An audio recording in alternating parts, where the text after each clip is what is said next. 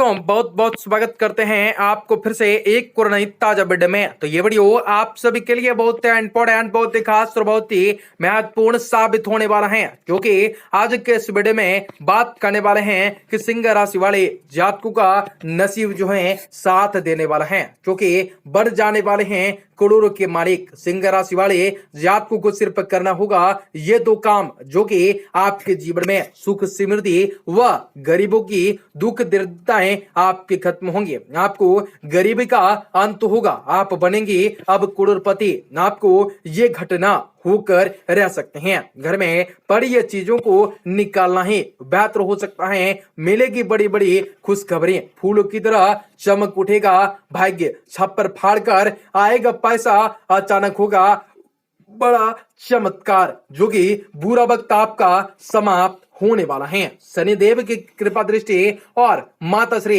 लक्ष्मी जी की छाया दृष्टि और दुखों का सर्वनाश भी होने वाला है। मिलेगी बड़ी बड़ी खुशखबरी, खुद माँ लक्ष्मी जी पधारेंगी आपके जीवन में। गरीबी का अंत किस प्रकार आपके जीवन से होने वाला है, जो कि आज के इस वीडियो में आपको पूर्ण बातें बतलाने वाले हैं कि किस प्रकार आपको करोड़पति बनने की राह चल पड़ेंगे और आपको जीत हासिल करने का मौका मिल सकेगा। परिभाषा सुख और दुख की किस प्रकार घड़ियां आती हैं, आपको इस वीडियो में सारी की सारी जानकारी बतलाएंगे विस्तार से। तो वीडियो को आप सभी आखिर तक देखिएगा। उससे पहले वीडियो को लाइक करके चैनल को सब्सक्राइब अवश्य कर लें। माता रानी के बाद कमेंट करें जय माता दी। तो मित्रों, सुख और दुख, जीवन और मृत्यु लगभग एक से ही युग में है। दोनों युग दोनों विलोम शब्दों से बने हैं।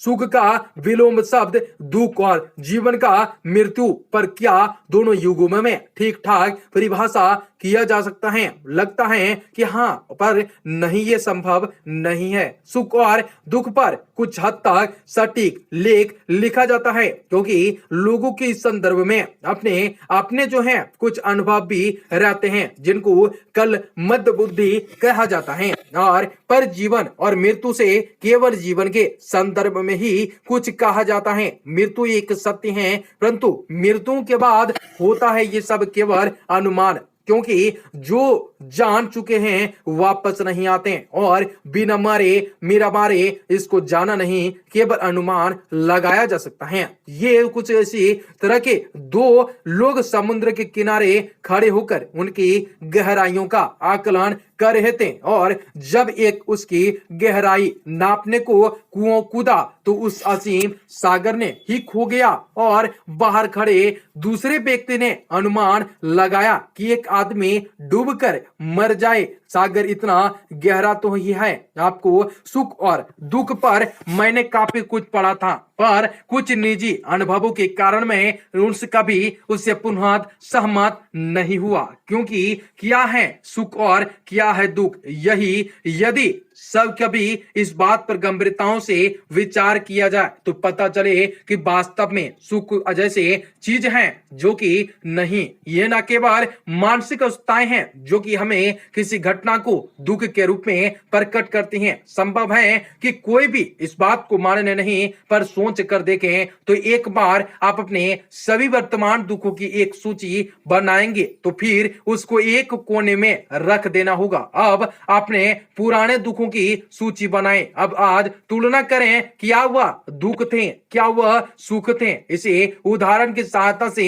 समझता हूं। ये जब भी हम उदास होते हैं अपने पुराने दिनों को याद करके आनंदित होते हैं, पर क्या पुराने दिनों में हम आनंदित हैं? नहीं, बचपन को हम भविष्य के लिए खत्म कर देते हैं, और जब बड़े हो जाते हैं तो बचपन को याद करते हैं। जब बुढ़ापा आता है तो हम जवानी के दिनों को याद करते हैं। अगर बचपन के दुख था तो जवानी में बचपन की याद आज क्योंकि आई अब, और जवानी से दुख था और बुढ़ापे में जवानी की याद क्यों आती है? बचपन से में हम जल्दी ही बड़ा होने के सोचते हैं, हमें बच्चा होने का दुख होता है। मुंह से सिगरेट के अंदाज में बच्चों पेन या कागज मोड़ कर बदलते हैं, क्योंकि उसको लगता है कि शायद सिगरेट पीना बड़ा होना है। तभी तो शीशे के सामने खड़े होकर दाढ़ी बनाने का अभिनय, और जब जवान हो गए तो जवानी में वापस बच्चा होने के तैयार हो चुके हैं, क्योंकि आगे भयानक बुढ़ापा है। ऐसे में यह सारी उम्र बीत जाती है और हम कहते हैं कि सुख मिला ही हमें कभी नहीं। एक साधारण व्यक्ति, एक साधारण आदमी के लिए सुख पैसे की गाड़ी में और सम्मान और प्रतिष्ठा में है, पर जिसके पास ये सब है तो वह क्या सुखी है? सुख साधन में नहीं होता है, सब सुख सुख सोच में होता है। निर्धन दुखी है पेट के लिए और संपदाओं खुद दुखी है पेट के लिए। एक खाली पेट के लिए तो दूसरा फैलाते हुए विशाल पेट के लिए। निर्धन वस्त्र ना होने के कारण दुखी होता है और दुखी होने के लिए दुख होता है, और संपन्न लोगों की निराशी अल्प वस्त्र बन गए हैं। गाड़ी वाला रोज पैदल चल रहा है क्योंकि डॉक्टर ने इलाज बताए हैं कि पैदल चलो, और पैदल चलने वाली गाड़ियों को देखकर पैदल चलने में दुखी हो रहा है। एक आदमी के पास 1 करोड़ रुपए थे, किंतु व्यापार में घाटा होने के कारण उसके पास मात्र 75 लाख रुपए बचे। वही दूसरी ओर एक आदमी के पास 70 लाख रुपए थे, जो कि उनको व्यापार में हुआ लाभ के बाद 75 लाख हो गए। अब जिसे हानि हुई वह दुखी है, जिसे लाभ हुआ वह सुखी है। पैसा दोनों के पास बराबर ही है, फिर भी एक खुश है और एक दुखी है। इसका ही यही अर्थ है सुख उस 75 लाख में नहीं। कुछ समय पूर्व कौन बनेगा करोड़पति के एक सज्जन 1 करोड़ रुपये जीत गए, किंतु उन्होंने 5 करोड़ का सवाल किया और हार गए, हार कर चले गए। उनको 5 करोड़ के स्थान पर मात्र 3,20,000 से संतोष करना पड़ा। अब उनकी ये छोटी सी गलती उनके जीवन में भरकर दुख का कारण बन गया। अगर वह सोचे कि उनकी एक गलती उनको 1 करोड़ रुपए जो कि वो जीत चुके थे पाने से रोक दिया, पर इसी एक पहलू के यह भी वह सोच सकते हैं कि वह खाली हाथ आ गए थे। अब कुछ घंटों में वह 3 लाख रुपये जीत गए। वह तो फिर भी लाभ में ही गए, पर नहीं, शायद उनको उस धन के आने का भी खुशी नहीं होगी जितना उस धन का जाने का गम था। पर क्या अगर कोई आदमी रात सपने में किसी राज्य का राजा बन जाए और सुबह जब नींद खुले तो वापस वही आम आदमी हो जाए, तो क्या आप सब उसको दुख होगा? तो यह भी एक सपने जैसा ही था, जो कि आप बातों में 1 करोड़ रुपए जीते और फिर हार गए। यूं ही हम भी कुछ लेकर आए नहीं और ना ही कुछ लेकर जाना है, तो फिर तो किस तरह का दुख और संचित करें? वह अर्धहीन सुख, आज वह सुख है तो कल वह महान मूर्खता लगेंगी। 10वीं में फैल मेरा मित्र जहर खाने को तैयार था, उनके लिए वो आपके जीवन का सबसे बड़ा दुख था। फिर उसने अगले वर्ष सामान्य अंकों से परीक्षा उत्तीर्ण की। वह एक सरकारी विभाग में अच्छे पद पर है और एक साथ में कई उच्च अंक भी प्राप्त किए हैं। लड़के आज यूं तो असाधारण जॉब कर रहे हैं जो कि उनकी योग्यताओं के अनुरूप नहीं है। आज जब मित्र उसी दिन को याद करता है तो उसको हंसी आ जाती है, और आप पर अक्सर आपको मजाक में कहता हूं कि उस दिन जहर खा लेता तो सरकार को एक महान भ्रष्ट कर्मचारी नहीं मिल पाता। बेरोजगार अपनी बेरोजगारी तो नौकरी पैसा अपनी नौकरी से परेशान है। कोई भी अपनी जीत से दुखी है तो कोई अपनी हार से। जो लोग घर से दूर रहकर लाखों कमा रहे हैं वो अपने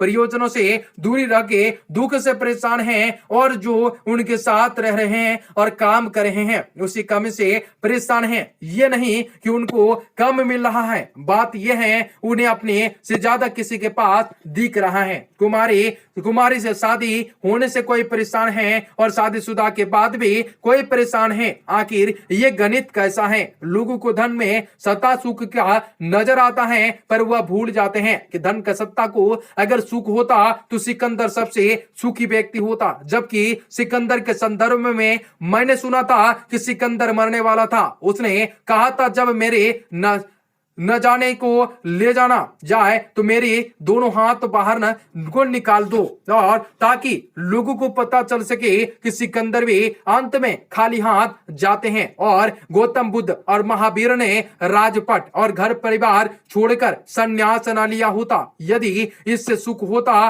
तो संतों के पास जाकर शांति की खोज लोग कई वर्षों से कर रहे थे, पर यह शांति उनके अंदर ही रहती है। जैसे कस्तूरी हिरण के नाभि में कस्तूरी होती है, वह खोजता रहता है जगह, उसी के तरह शांति हमारे अंदर होती है और हम वही नहीं खोज पाते हैं। तो आखिर हम सब किसको दुखी कहते हैं? क्या वास्तव में दुख जैसी कोई भावना है, या व्यर्थ की कामनाओं के लिए हम खुद के निर्बंध ही रहते हैं? फोटो खिंचवाते समय कुछ सैकड़ों की मुस्कान से आपकी तस्वीर हमेशा के लिए खूबसूरत हो जाती है, तो क्यों नहीं हम मुस्कान तो हमेशा के लिए अपने चेहरों पर रख के पूरा जीवन को सुंदर बना सकें, जो कि जीवन में सब कुछ होती है, लेकिन दुखी किसी व्यक्ति को न रहना है। आपका दिन शुभ हो, मंगलकारी हो। आपको पता चल गया होगा सुख और दुख का क्या अंतर होता है।